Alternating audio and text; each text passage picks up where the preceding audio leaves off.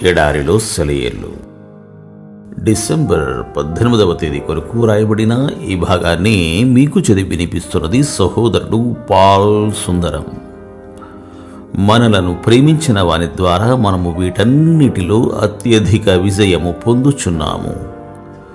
రోమీలకు వ్రాసిన లేఖ 8వ అధ్యాయము 37వ వచనము. సాక్షాత్తు నీతో పోరాడే శత్రువులను, నీకు ఎదురై నిలిచిన శక్తులను నీకు దేవుని సన్నిధికి చేరడానికి సహాయపడే మెట్లుగా మలచుకోవచ్చు. సువార్తలోని సౌకర్యం ఇదే. దేవుని బహుమానాల్లోని గొప్పతనం ఇదే. కమ్ముకు వస్తున్న చీకటిని నాలుకలో చాపి చెలరేగే మెరుపుల్ని చూస్తూ కొండల్లో తన గుహ ఎదుట నిశ్చలంగా కూర్చుని ఉంటుంది డేగా. తుఫాను వంక ఒక కంటితో మళ్ళీ రెండో కంటితో చూస్తూ ఉంటుంది. అయితే పెనుగాలి తనను తాకిన తరువాతనే అది చెలిస్తుంది. ఒక్కసారి కూత పెట్టి తన రొమ్మును గాలికెదురుగా తిప్పి ఆ గాలి సాయంతోనే ఆకాశంలోకి ఎగిరిపోతుంది. తన వాళ్ళందరూ ఇలానే ఉండాలని దేవుని ఆకాంక్ష. వాళ్ళంతా విజేతలై తుఫాను మేఘాలను తమకు రథాలుగా చేసుకోవాలని ఆయన కోరిక.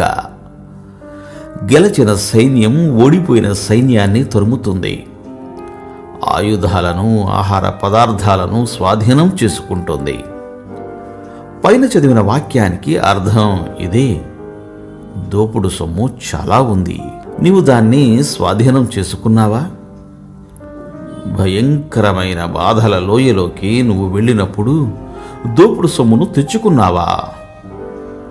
నీకు ఆ బలమైన గాయం తగిలినప్పుడు, నీ సమస్తము నాశనమైపోయిందని నీవనుకున్నప్పుడు ఆ స్థితిలో నుండి ఇంకా ధన్యజీవిగా బయటపడేటట్టు క్రీస్తులో నమ్మకముంచావా? శత్రువుల వస్తువుల్ని స్వాధీనం చేసుకొని మనం వాడుకోవాలంటే అత్యధిక విజయం పొందగలిగి ఉండాలి. నిన్ను కూల్చడానికి వచ్చిన వాటిని జయించి దాన్ని నువ్వే వాడుకో. ఇంగ్లాండ్లో డాక్టర్ మూన్ అనే ఆయన గ్రుడ్డివాడైపోయినప్పుడు ఇలా అన్నాడు: దేవా, గ్రుడ్డితనం అనే ఈ తలాంతును స్వీకరిస్తున్నాను.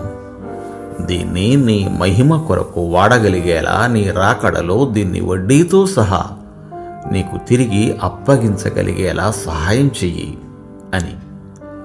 అప్పుడు దేవుడు గ్రుడ్డివాడ కోసం మూన్ అక్షరమాలను కనిపెట్టగలిగే తెలివిని ఆయనకిచ్చాడు. దీని ద్వారా ఎందరో చూపులేని వాళ్ళు దేవుని వాక్యాన్ని చదవగలిగారు. చాలామంది రక్షణ పొందారు. దేవుడు పౌలుకున్న ముళ్ళును తీసేయలేదు, అంతకంటే ఎక్కువ మేలే చేశాడు. ఆ ముళ్ళును వంచి పౌలుకు లోబడేలా చేశాడు.